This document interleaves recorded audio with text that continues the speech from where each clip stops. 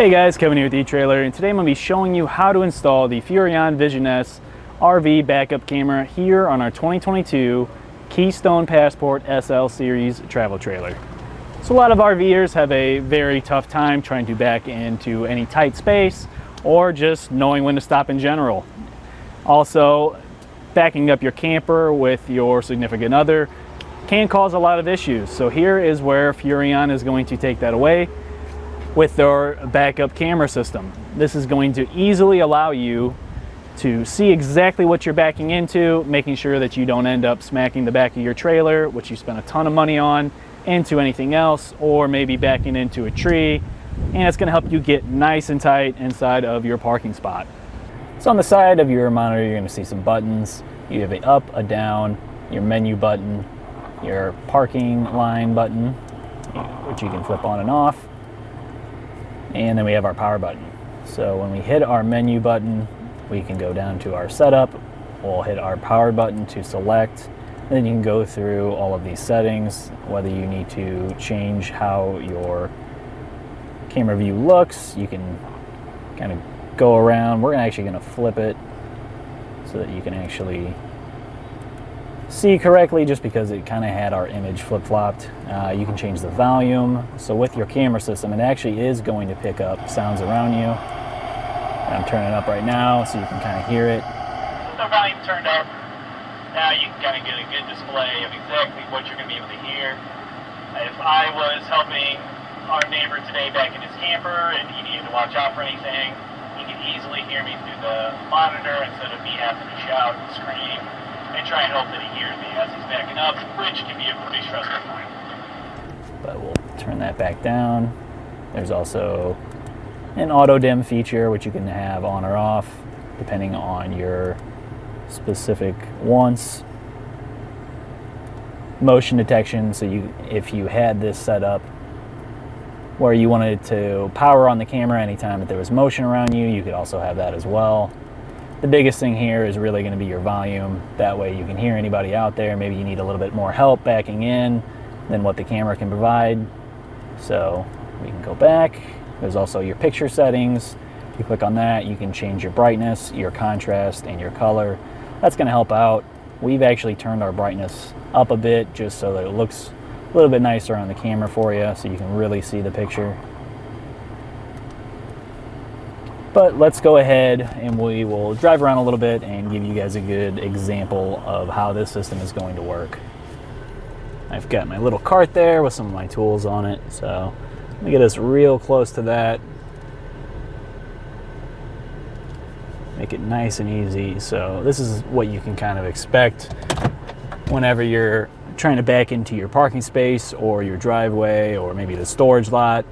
One thing I do recommend, if you have a very, very tight space to get into, one of the other Furrion systems that comes with the 5-inch monitor or the 7-inch monitor, those are going to give you the ability to also add on the side mount cameras, which are going to give you a little bit better of a view because you also see what's alongside of you. You don't have to worry about accidentally scraping into the side of another camper if you pull into a storage lot, or even when you're up on the road. It's going to help you because anytime you turn your turn signal on, it's going to switch to that specific view and allow you to easily merge over, because when you're hauling with these giant trailers, you're going to have pretty big blind spot, whereas this can just completely show you what's around you without having to really look around or just take a chance and hope that you don't smack into anybody.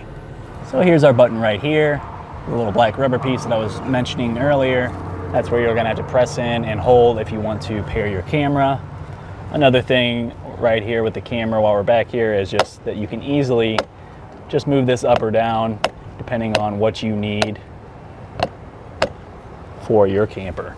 The antenna is the same for your camera as it is for your monitor. Furrion has only made one type of antenna.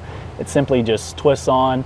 I'm not going to take it off right now just because I want to make sure that my camera and my monitor are still synced together, but it literally just screws on, and then you can move the tip of the antenna however you need to. I've seen a few campers where they've had a light or something else kind of in the way, or maybe they have an awning or something hanging off the back where they've had to kind of move the antenna a certain way.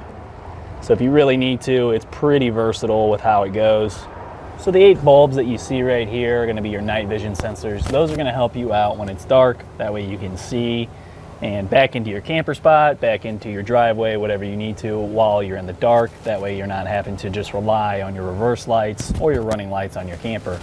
In our case, our running lights really are not going to give us any kind of brightness at all, so this camera is really going to come in handy and helping us back up in the dark. So our housing for our camera is completely waterproof. That's going to really help out with preventing any leakage into the lens. Answering questions here on our site, I've seen quite a bit of some other brands where people are having issues with the lens getting all fogged over or water droplets inside of it. So that's not something that you're going to have to see with this camera at all. Another added safety feature here is that the housing itself comes with this rubber gasket that goes along it, and that's going to do a really good job at keeping the water out. And with this specific camera, the wiring that goes from our camera over into our trailer wiring is also all enclosed so that you don't have to worry about any water getting into it and ruining anything. As far as installation goes, it is going to vary trailer to trailer. I've had some where it is very, very easy. There's plenty of room in the wall. The wiring's all right there. On this one in particular, we were tying into our running light and there was a stud there, and I had to kind of work around it a little bit. It took a little bit longer than it normally does, but overall it was still very simple. All you're going to do is just simply tie into either your running light circuit or your reverse light circuit. So you're really only going to need a few tools. So let me show you how I did that. So there's 2 main ways to install your Furrion Vision S camera. One being tying into your reverse lights, and the second being tying into your running lights. Here on our Passport today, all we have is our running lights, so that's what we're going to be tying into. And overall, it's the much more preferred method just because then you can power your camera on anytime you want instead of only having your camera view whenever you're in reverse. So to begin our installation, we're going to go ahead and start removing the cover off of our light here. Most of the time those will just pop out. This one kind of twists off. Let's go ahead and take our screws out.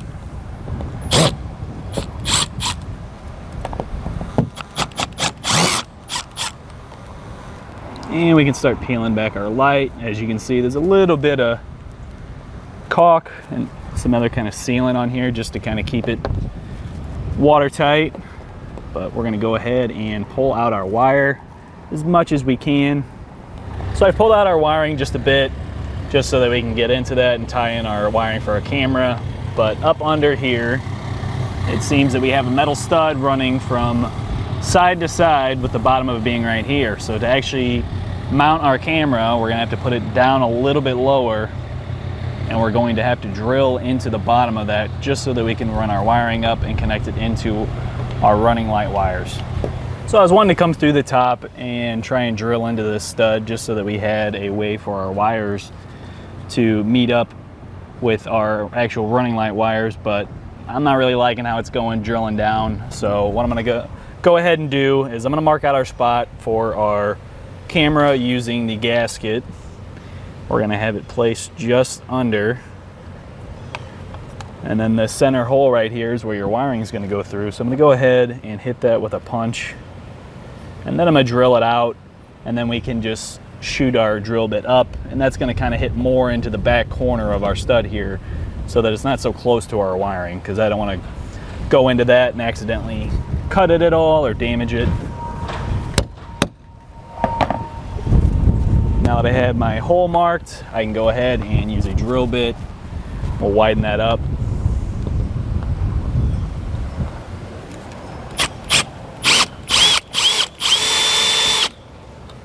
And I'm not really trying to go too far in here. We don't want to end up poking through on the other side. I'm going to go ahead and use a little bit bigger of a bit.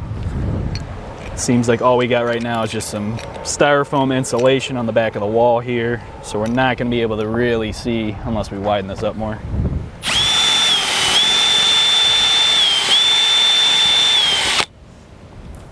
So I widened up our hole just a little bit bigger using a hole saw. That way I can kind of get a better angle because we're going to be drilling up. I don't want to end up poking in through the wall. I want to make sure that I'm getting into this stud right here.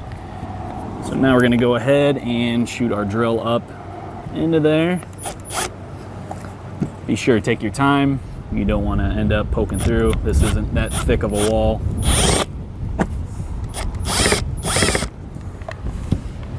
So I didn't really like how I was skipping with our drill bit, so I'm gonna go ahead. I'm gonna just push a hole punch through. I kind of already did a little bit of a test and I poked right through pretty easily. So we're just gonna do that again.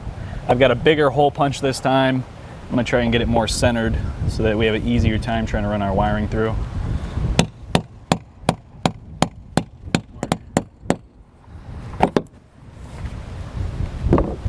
And I've got a little bit of some burrs kind of poking up through that hole. So I'm just gonna take some needle nose pliers and we're gonna break those off. We don't want any of that scratching up our wiring.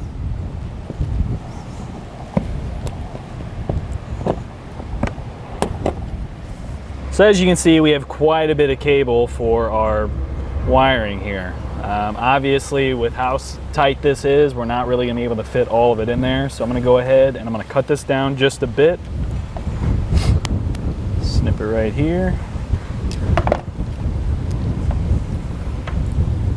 Stick that off to the side.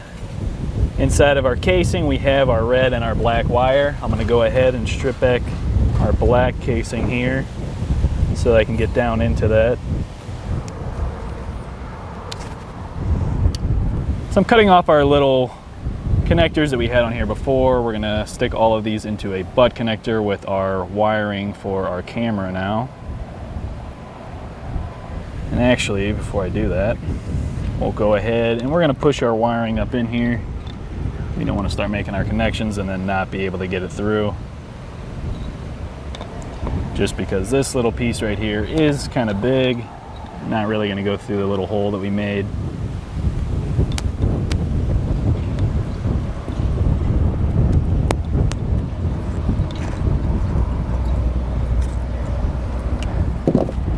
And I've kind of twisted up and folded over our black and our red wire just to make it a little bit thicker. We can go ahead and start putting our connections together. So I've got our black in with our neutral wires here. We're going to go ahead and crimp those down with our butt connector.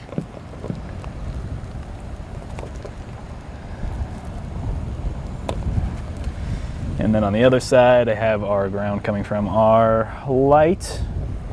Go ahead, crimp that down as well. And since this is more of the exterior of the camper, we're using heat shrink. I'm gonna go ahead and shrink that down now. So now I'm gonna do the same thing with our power. Go ahead and break this off. Get our wires loose and connect them with a butt connector. So with our connections made, I'm gonna go ahead and test the power. I've got our running lights on. You can see our lights working now. I wanna also test our camera. I don't want to go ahead and put all this in there and then realize we have an issue.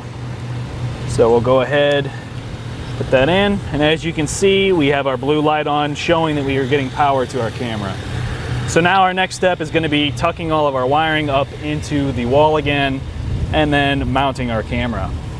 So I'm going to go ahead and spray in some gasket maker right here just to kind of help keep us from having any leaks. We don't want any water getting in and ruining our job that we just did here. Go real lightly too. We don't need to overdo it.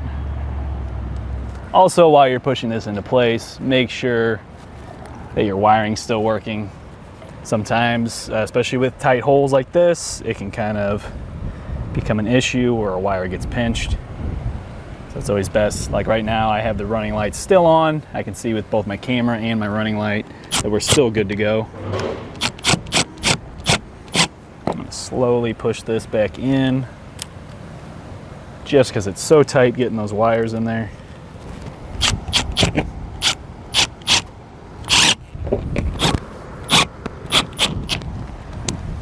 All right, so now we're gonna go ahead and we're gonna push our connector that's on our camera through our gasket. Does want to fight you quite a bit. You don't want to pull on the little prong right here. You can end up pulling that right out of the wire.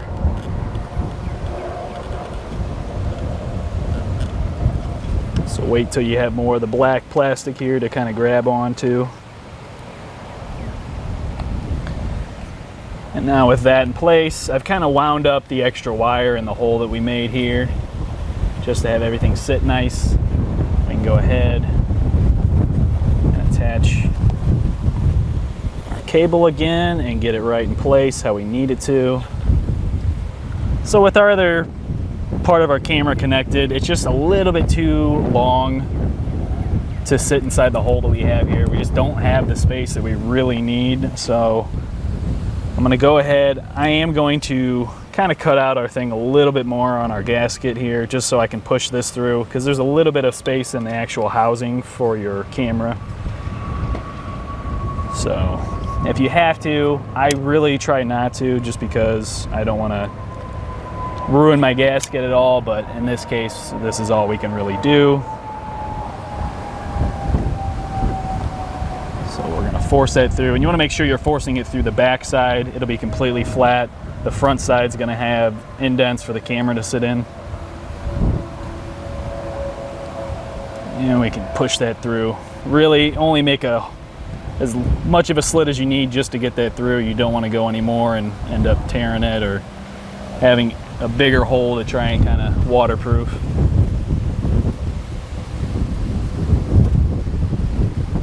There we go. And with it like that, now I can go ahead and just hide that in our housing like I said. All right, then we can kind of center that. I'm gonna have it centered just under the light. I'm gonna leave just a little bit of extra room because I am gonna go back with the gasket maker and just do a nice line right over the top of our camera. I want to make sure I take every precaution that I can to prevent any water damage. To mount your camera, you're going to need 4 screws. It is not going to come with any mounting hardware, just because Furrion does not know exactly what material you're going to be screwing into. So I'm taking 4 self-tapping screws that I have from another job that have black heads on them, just so it'll match. I'm going to go ahead and screw those in. I'm going to go nice and slow. I don't want to go too hard, because this is just a plastic housing for the mount, so you can end up cracking it. And like I said, there'll be 2 up top and 2 below.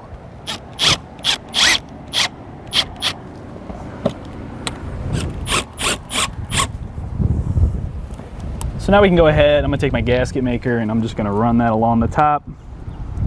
So like I said, we're gonna go ahead and take some gasket maker and put that over the top as well. This gasket that comes with it is gonna do a pretty good job at keeping the water out, but we wanna make sure I don't wanna have to come back and replace any wiring or mess with anything else just because we're getting water in. So it is a little hard just under our light here just because it's so close. So I'm gonna have to get my finger in there and kind of push it down.